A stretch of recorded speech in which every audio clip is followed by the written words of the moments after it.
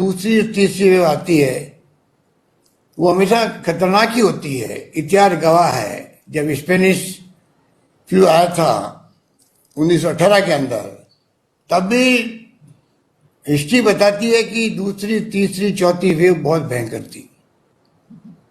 उसमें 1000 लोग मारे गए, करोड़ों लोग मारे गए थे। ये वेव भी सेकंड वेव है।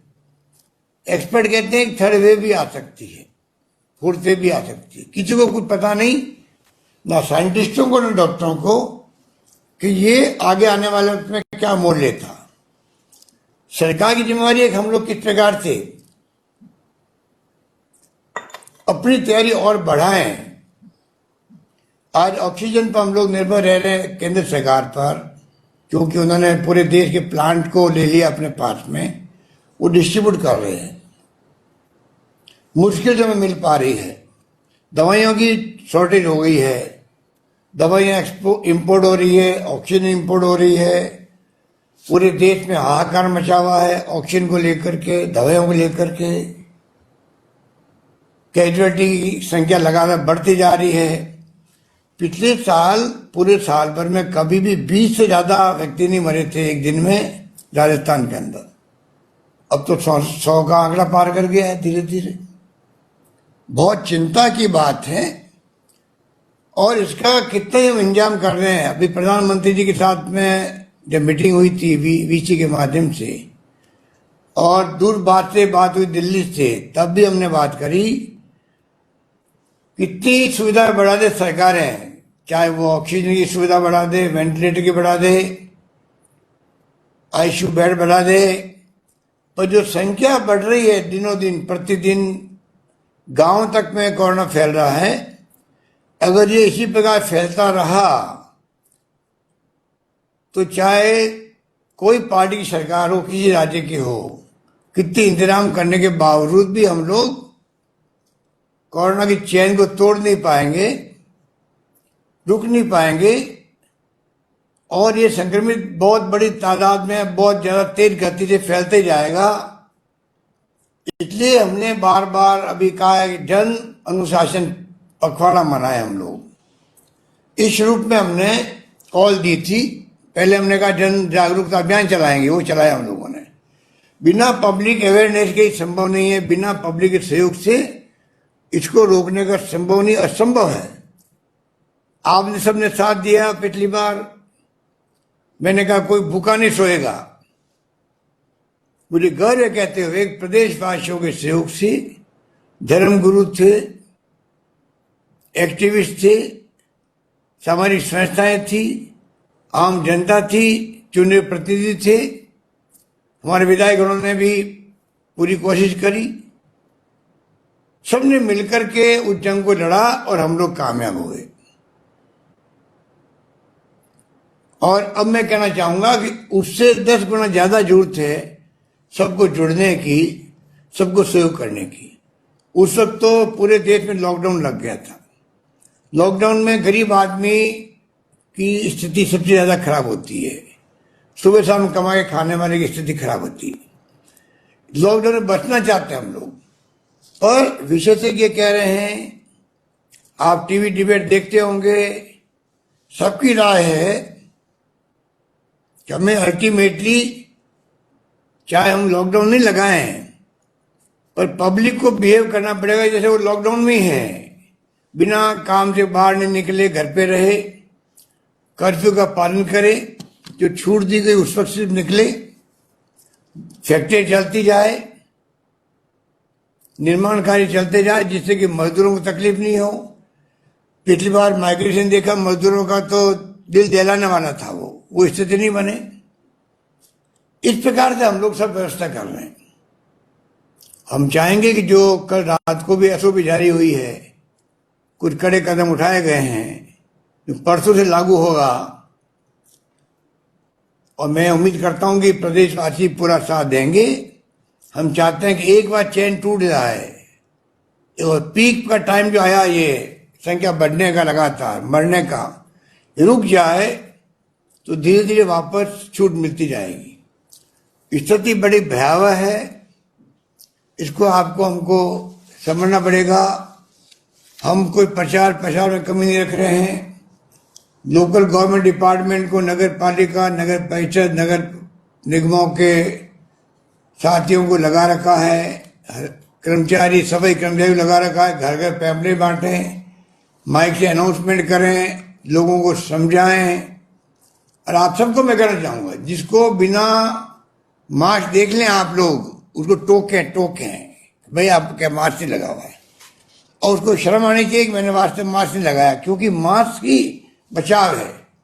जितना वैक्सीन इंपॉर्टेंट है उतना इंपॉर्टेंट मास्क है, ये आप समझने की कोशिश करो।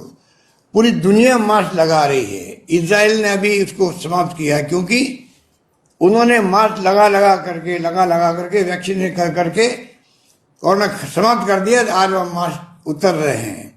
हम चाहेंगे हमारे मास्क उतरे, उसके लिए पहले पब्लिक के सहयोग की आवश्यकता रहेगी। इसलिए मैं आप सबसे अपील करूंगा कि जो कहा जा रहा है आपको बार बार, प्रोटोकॉल को आप लोग निभाएं, फॉलो करें। मास्क लगाना है, बार बार हाथ धोना है, सोशल डिस्टेंसिंग रखनी है, तभी अपन इस कोरोना से बच पाएंगे। अभी ये ऐसा कोरोना है जो एसिम्टोमेटिक भी है, सिम्टम नहीं आ रहे हैं। तो जो सिम्टम नहीं आ रहे तो घर का मेंबर भी घर में घूम रहा है, बाहर दोस्तों में जा रहा है, घूम रहा फिर रहा है, और जब उसी व्यक्ति के 15-20 दिन बाद सिम्टम आते हैं तब तक वो 300-400 लोगों को संक्रमित कर देता है, और फिर वो खुद ही सिम्टम के साथ में भर्ती होता है, पूरा परिवार के साथ में भर्ती होता है, क्योंकि परिवार भी जब तक उसको भी संक्रमित हो चुके होते हैं। इस प्रकार से ये जो एसिम्टोमेटिक जो आपकी स्थिति बन गई है कोरोना की, उसको हमें समझना पड़ेगा कि हम कैसे चैन को तोड़ें, और चैन तभी टूटेगी जब घूमना फिरना बंद करेंगे, तब जाके घरों में रहेंगे, और कोई संक्रमित के सिम्टम आएंगे तो उसका इलाज शुरू होगा। इंतजाम हमने सब तरह कर रखे हैं, लगातार बेड बढ़ाते जा रहे हैं और सारी व्यवस्थाएं कर रहे हैं। और मैं उम्मीद करता हूं कि पहला जो स्थिति है, पहला सुख निरोगी काया, हमने वहीं से शुरुआत करी थी। हमने दवाएं फ्री करी राजस्थान के अंदर, टेस्ट फ्री कर दिए। उसके बाद में हम लोगों ने, ये पिछले टर्म में जब आपके आशीर्वाद से मैं दूसरी बार मुख्यमंत्री था तब का बता रहा हूं आपको, और तीसरी बार जब आपने मुझे यहां बिठाया है तो मैंने इस बार बजट में घोषणाएं करी है, जिस प्रकार यूपीए गवर्नमेंट डॉक्टर मनमोहन सिंह जी के वक्त में और सोनिया गांधी जी के वक्त में जो फैसले हुए थे, अधिकार आधारित युग की शुरुआत करी थी। अधिकार आधारित युग मतलब कि जनता को खुद को अधिकार मिले कानून पास करके। जिस प्रकार राजीव गांधी ने पार्लियामेंट में कानून बनाया, 73-74 अमेंडमेंट रखे, जिससे कि नगर पालिकाओं में, निकायों में, पंचायतों में महिलाओं को भी, SC ST OBC को भी आरक्षण मिलने लग गया। प्रधान, प्रमुख, चेयरमैन, पार्षद, सरपंच बनने लग गए, पहले नहीं बन सकते थे वो। उसी प्रकार यूपीए गवर्नमेंट ने भी right to information, food security act, right to education, और नरेगा ने तो कोरोना में जो वरदान साबित हुआ है। ये तो भारत सरकार जो हमारे एनडीए गवर्नमेंट की वही मानती है कि अगर नरेगा नहीं होता तो कितने लोग भूख से मरते। ये इसको कहते हैं कि एक पार्लियामेंट एक कानून बना के ये सब कुछ दिया गया देश को। वही भावना मेरी है कि हम दुनिया के मुल्कों में सुनते आए हैं 30-40 साल से, वहां पर सोशल सिक्योरिटी है। बुजुर्गों को, निसज्जनों को, विधवाओं को, एकल नारी को, या कोई तकलीफ में है, या नौजवान है, बेरोजगार है, उन सबको कम से कम जीवन यापन कर ले। बाकी तो उसके टैलेंट पर वो क्या करे, क्या कमाए, क्या खाए, पर कम से कम हर आदमी का पेट भर जाए और उसका जीवन चलने लग जाए, जिंदा रह सके, जो उसके मिनिमम खर्चे हैं वो उसको मिल सके। दुनिया के मुल्कों में ये सोशल सिक्योरिटी कहलाती है। ये जो हमने दवाएं फ्री करी थी आपकी, हमने जो टेस्ट फ्री किए थे, अब ये जो लेके आए चिरंजीव योजना। ये बड़ा रूप है। पिछली सरकार ने जब वसुंधरा जी थी तब भामाशाह योजना शुरू हुई थी। उसमें करीब 98 लाख लोग परिवार थे, 3 लाख का बीमा था। भारत सरकार ने जो आयुष्मान भारत योजना शुरू करी उसमें लगभग 59 लाख लोग थे सिर्फ, और उसमें जो सोशियो इकोनॉमिक सर्वे हुआ था एक, उसको आधार मान के दिया गया था। हमारी गवर्नमेंट बनी तो हमने भामाशाह को आयुष्मान भारत को मिला करके आयुष्मान महात्मा गांधी स्वास्थ्य बीमा योजना चालू करी। दोनों योजनाओं को मिला दिया और साथ में जो एक्स्ट्रा हो गए थे लोग, एक्स्ट्रा हो गए थे, उन सबको जोड़ दिया तो 1,10,00,000 लोग हो गए थे। और उस वक्त में भी बहुत बड़ा भार हमारे ऊपर आया था, क्योंकि 80% पैसा हमारे लगा था, स्टेट गवर्नमेंट ने दिया था उस वक्त में भी, क्योंकि संख्या बहुत हमने एक्स्ट्रा ऑर्डनरी बढ़ा दी थी। अब बजट में मैंने घोषणा आपके आशीर्वाद से एक नई करी, जो मैं समझता हूँ संभवत पूरे देश के अंदर एकमात्र राजस्थान राज्य बनने जा रहा है, जिसमें पूरे प्रदेशवासियों का, चाहे गरीब है अमीर है कोई व्यक्ति है, उस सब का बीमा होगा 5 लाख का, 50,000 का जनरल बीमारी का और 4.5 लाख का गंभीर बीमारी का। जब वो भर्ती होगा, भर्ती होने पे उसको पूरा इलाज उसका फ्री होगा, पूरी परिवार के बीमा होगा। और सबसे प्रोविजन इसमें रखा हुआ है कि जब उसको छुट्टी होगी अस्पताल से, जब वो भर्ती हुआ था उसके 5 दिन पहले से और अस्पताल छुट्टी होने के इलाज करने के बाद में 15 दिन बाद तक जो उसका खर्चा होगा वो सब सरकार बीमा कंपनी के माध्यम से दिलवाएगी। पूरा प्रीमियम कल लगभग 3,000 करोड़ का है।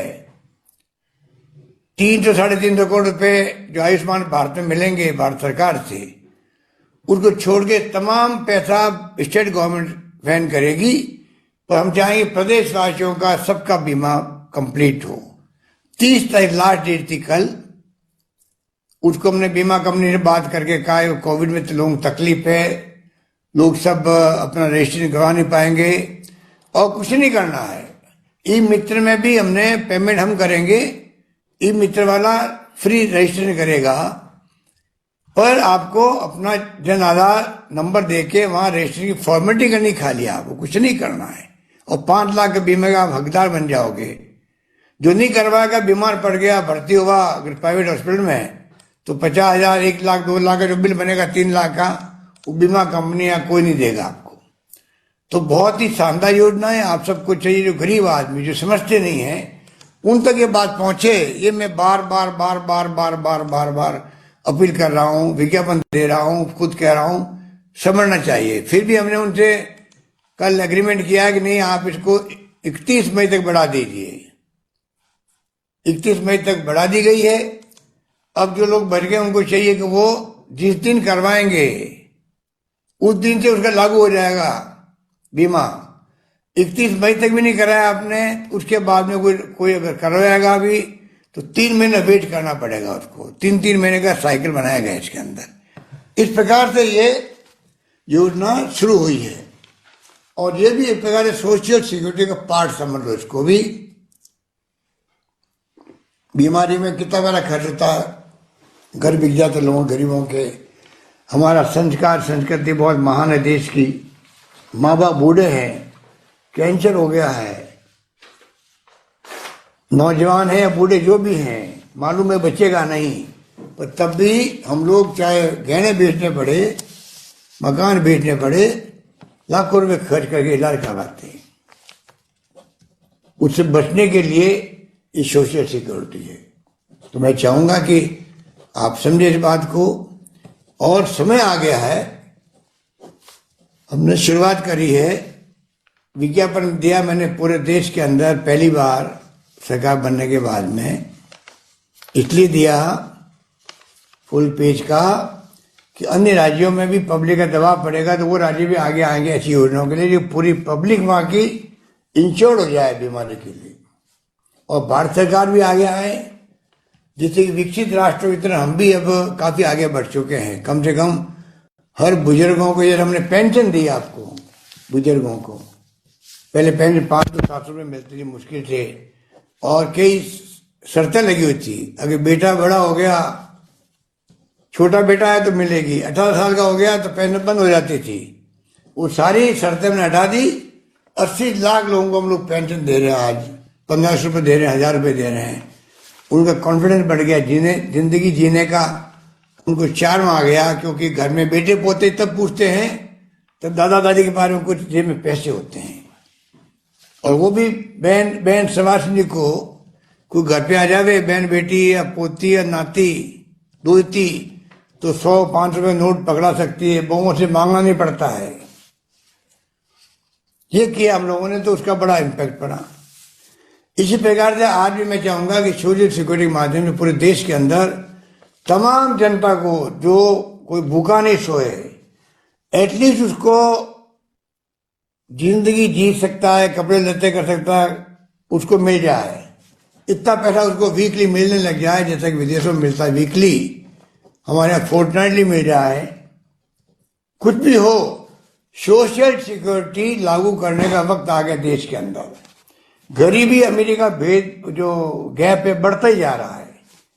कोरोना ने और ज्यादा बढ़ा दिया है। ये हम सब के लिए चिंता का विषय बना हुआ है। गरीब तो गरीब ही जानता है कैसे जिंदगी निकालता है, कैसे वो रेडी वाला, ठेले वाला, क्या उसकी स्थिति बनती है। हमने पिछली बार कोरोना आया तो सर्वे करा तमाम भिखारियों का, रेडी वालों का, ठेले वालों का, स्टेशन पर, बस स्टैंड पर रात को सोने वालों का, और सबको हमने हजार रुपये 4 बार दिए। साढ़े 4,500 रुपये उनको दे चुके हम लोग। अभी 15 दिन पहले हमने 1000 रुपये दिए, जिससे कि 35 लाख लोग ऐसे हैं उनको जिंदगी जी सके वो लोग। गेहूं भी फ्री, दालें फ्री, कुछ सरकार, केंद्र सरकार दे दी है, उसका उपयोग हम लोग कर रहे हैं। केंद्र सरकार की अलग योजना किसानों के लिए। हम चाहते हैं कि राहुल गांधी ने कहा था उसी जगह 6,000 रुपये प्रति माह उन गरीबों को मिले जो 72,000 होते हैं एक साल के। हमने तो मैनिफेस्टो में लिखा है कांग्रेस के, 72,000 रुपये मिलने चाहिए हर परिवार को जो गरीब आदमी है। 6,000 रुपये अपने परिवार को चलाने के लिए। वक्त आ गया है कि करोड़ों अरबों रुपये के बजट बनते हैं देश के अंदर भी, हम कोई ऐसा मैनेजमेंट करें जिससे कि सोशल सिक्योरिटी पे जोर दिया जा सके। राजस्थान में 33 जिलों में मेडिकल कॉलेज बन रही है। बचपन में हमने भी कल्पना नहीं करी थी कि जयपुर, जोधपुर में, अजमेर में, बीकानेर में 3-4 जगह, कोटा में मेडिकल कॉलेज हुआ करती थी। आज 33 जिले में राजस्थान में मेडिकल कॉलेज खुलने जा रही है। तो आप सोच सकते हैं, नर्सिंग कॉलेज हम लोग हर जिले में खोल रहे हैं। शुरुआत करी, मैंने घोषणा की, बजट के लिए घोषणा करी अभी मैंने, वो भी काम हो गया शुरू।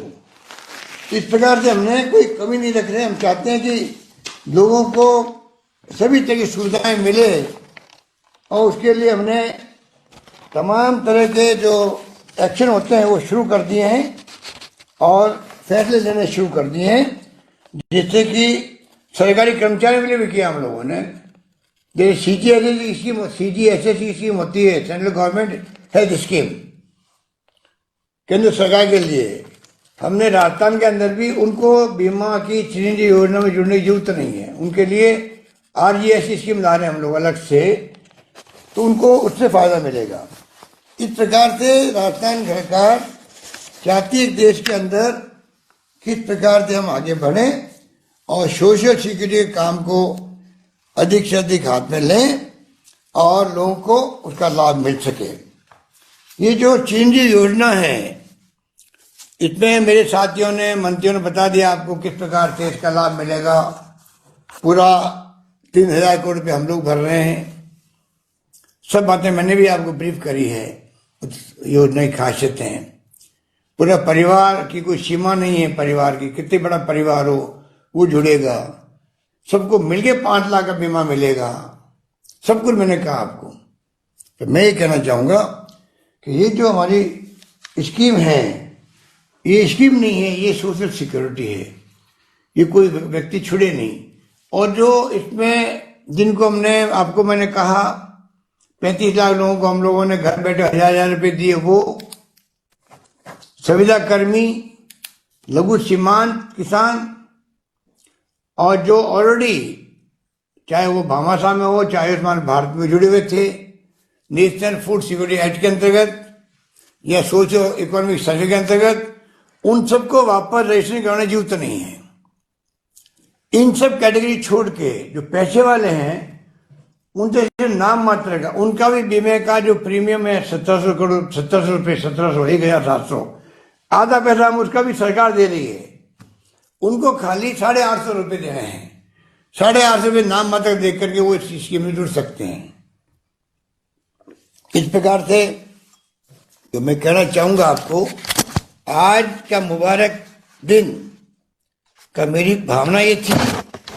मैं ये भी आपको कहना चाहूंगा कि हमने अभी बजट में घोषणा करी है पब्लिक हेल्थ कॉलेजेस की, साथ संभाल के मुख्यालय पर पब्लिक हेल्थ कॉलेज का मतलब है हेल्थ संबंधित कॉलेज में पढ़ाई हो और कई लोग एक्सपर्ट बनते हैं, वो हमने शुरुआत की है। इस प्रकार की नई नई योजनाएं लेके आए। मैं अभी टाइम नहीं की सब बातें आपको कहूँ, तो मैं आपको इतना ही कहना चाहूंगा कि आप कृपा करके इन तमाम योजनाओं से आप जुड़े, इसका लाभ लें।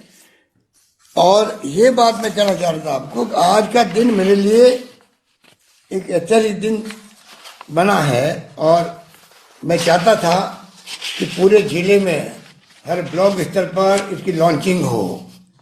हमारे मंत्रिमंडल के साथी, हमारे प्रमुख प्रधान, एमएलए, सांसद, चाहे कोई पार्टी के हैं, जनप्रतिनिधि, सरपंच गांव के, सब मिलके एक साथ में इसको लॉन्च करते, पब्लिक को मालूम पड़ता और वो जाके ज्वाइन करवाते। परंतु दुर्भाग्य से ये कोरोना की ऐसी स्थिति बनी है कि जिसके लिए आप देख रहे हैं कि हमें क्या क्या फैसले करने पड़ रहे हैं। 3 तारीख से सख्ती के साथ में लॉकडाउन तो नहीं लगाया है, तो लॉकडाउन की तरह हम लोगों ने फैसला किया है। कर्फ्यू रहेगा दिन को 12 बजे के बाद में, सुबह 5 बजे तक। 5 से 12 बजे तक आप मूवमेंट करके अपना सामान खरीद सकते हैं। और मजदूरों को, निर्माण मजदूरों को 3-4 कैटेगरी छूट दी गई है, माइग्रेशन नहीं हो, वरना फिर आप थोड़ा इसको चेन तोड़ने के लिए सहयोग दें। मैं आप सबसे अपील करूंगा हाथ जोड़ करके कि ये काम जिंदगी बचाने का हमारे लिए है। हमारे हाथ में कुछ नहीं रहेगा, केंद्र के हाथ में कुछ नहीं है। सबने पूरी कोशिश कर ली, ऑक्सीजन कहाँ से लाओगे? अब ऑक्सीजन के प्लांट इंपोर्ट हो रहे हैं। खाली ट्रकें जो है ऑक्सीजन के जो ट्रक होती है, सिलेंडर क्या कहें, ऑक्सीजन के टैंकर, खाली टैंकरों को हवाई जहाज से ट्रांसपोर्ट किए जा रहे हैं जहां ऑक्सीजन बनती है, गुजरात में या जहां बनती है, वहां जो बढ़ के आते हैं। इसलिए एक टाइम बचा है 4 दिन का। आप सोच सकते हो कि इस रूप में आज अपन सब लोग मिलके इससे लड़ाई लड़ रहे हैं। टैंक खाली जा रहे हैं, करोड़ों अरबों रुपये खर्च हो रहा है, तो क्यों नहीं हम सब मिलकर के ऐसी स्थिति पैदा करें जिससे कि कम से कम ये चेन टूटे। मैं चाहूंगा पूरे देश के तहत हर राज्य सरकारें अपना अपना कोशिश कर रही है।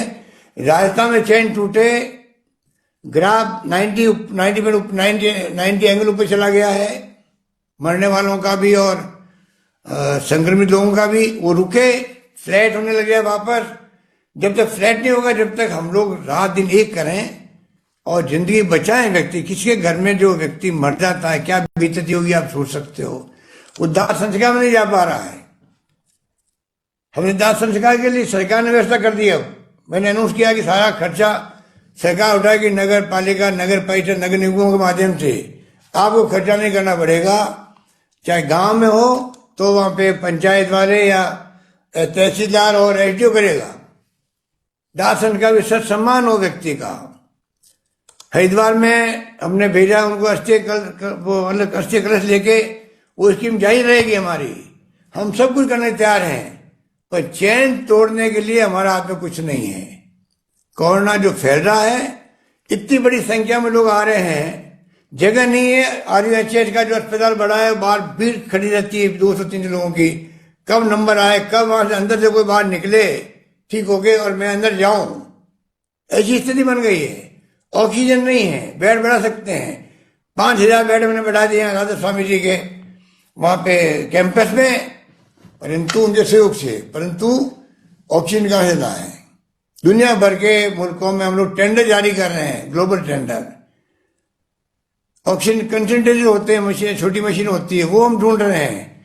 तो आप शॉर्ट में समझ लीजिए कि हमारी तरफ से कोई कमी रख नहीं रहे हैं, पर जनता के सहयोग के बगैर हम लोग कुछ भी नहीं कर पाएंगे। ये मैं आपको बार बार कह रहा हूँ। ये वैक्सीन जो मिली है 18 साल वाली, ये सिर्फ 3-3.5 लाख की अभी आई, ये वैक्सीन आई है। हम चाहेंगे कि जब भारत सरकार ने मेरी बात को नहीं माना, क्योंकि आज तक हिस्ट्री के अंदर, हिस्ट्री में 100 साल की हिस्ट्री में जितनी वैक्सीन है वो तमाम वैक्सीन फ्री मिली है जनता को, सुविधा होती है लगाने के अंदर। तो दुर्भाग्य से अभी भारत सरकार ने एग्री नहीं किया है। आज सुबह मैंने ट्वीट किया प्रधानमंत्री जी को टैग करके, अभी भी समय है कि आप 60+, 45+ की तरह इसको भी आप फ्री कर दीजिए। किसी से पैसा मांगे वो भी अच्छा नहीं, प्राइवेट सेक्टर वाले। हम चाहते हैं वैक्सीन फ्री होती है। आज तक 8-10 तरह के मैंने वैक्सीन का नाम लिखा उसके अंदर, मेरे ट्वीट के अंदर, कि मैंने कहा कि आप जरा आज तक वैक्सीन फ्री हुई है, इसको वैक्सीन फ्री करो। ये तो उनसे बड़ी महामारी हमारे लिए हो गई। तुमने सुना ही है स्पेनिश फ्लू के बारे में, जहाँ करोड़ों लोग मारे गए थे। हमारे लिए तो महामारी जो वर्तमान वाली है कोरोना, बड़ी खतरनाक है। तो वो अलग बात है, पर जैसे जैसे मिलेगी, हमने कह दिया, हम खुद सरकार नहीं कर रही, भारत सरकार, तो 3,000 करोड़ रुपए हम खर्च करेंगे। हमने ये भी कहा, अगर आप पहले हमें कह देते हम अपने बजट में रख देते। पहले आपने कहा नहीं, आपने 35,000 करोड़ रुपए रखा अपने बजट में, तो हमने देखा फ्री देंगे। अब आपने कहा तो हमें अपना बजट डिस्टर्ब करना पड़ रहा है। तो हम लोग इसका रास्ता निकालेंगे। मैं विधायक महोदय को भी कहना चाहूंगा, जितने हमने अभी 3-3 करोड़ रुपए बढ़ाए थे उनके विधायक फंड के, वो 3 करोड़ रुपए प्रति विधायक जो अभी बढ़ाए इस साल, उसको मैं चाहूंगा वो अभी इस बार इसको 18 साल के प्लस नौजवानों को वैक्सीनेशन के लिए डोनेट कर दे सरकार को ही। तो हम लोग इस प्रकार से और बढ़ाएंगे। जो एक फंड होता है डिस्ट्रिक्ट मिनरल फंड होता है माइनिंग का, उसमें से पैसा कुछ लेंगे हम लोग। 3,000 करोड़ का जुगाड़ करके हम चाहेंगे कि पूरी तरह वैक्सीनेशन 18+ नौजवानों का भी, जिनकी ज्यादा मृत्यु हो रही है, जितनी ज्यादा संख्या में आ रहे हैं, उन सब का जीवन बचे। उनके लिए हम क्या सेवा कर सकते हैं उसमें लगेंगे, तो पैसे की कमी नहीं आएगी। कम पड़ेगा तो हम और अपने बजट में देंगे, कुछ भी करेंगे, कुछ काम और कम करेंगे, पर सबको वैक्सीन लगाएंगे। आप लोग जैसे जैसे आपको इतना मिले आप आते जाए, तो भीड़ इकट्ठी करने की जरूरत नहीं है। वैक्सीन जितनी आएगी उतनी लगा पाएंगे। इसीलिए आज राजस्थान में जयपुर, जोधपुर और अजमेर जहाँ ज्यादा मौतें हो रही है, उसको पहले लिया है। कल परसों में 10-12 जिले और जुड़ जाएंगे।